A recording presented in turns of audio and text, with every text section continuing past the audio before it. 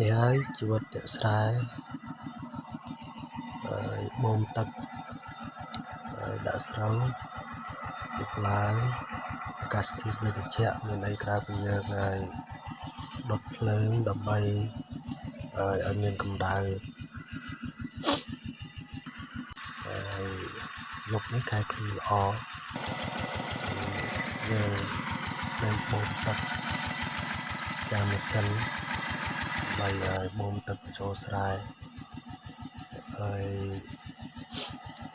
ដាក់ខ្យល់ត្រជាក់អញ្ចឹងមានអីក្រៅពីយើងឲ្យដុតភ្លើងដើម្បីឲ្យវាមានកម្ដៅទេហើយយើងចាប់ត្រីចាប់អង្កែបយកមកអាំងហើយចឹងមានតែត្រីយើងយកមកអាំងហ្នឹងនៅលើភ្លើងហ្នឹងត្រីអាំងកែបអាំងទៅដើម្បីកំដរអុកសុកអ្នកស្រែមានអីទេមានតែប៉ុណ្ណឹងជីវិតបែបអ្នកស្រែមិនបាននាំផលបាក់ដល់ណាទេមានអីធ្វើប៉ុណ្ណឹងជម្រាបលា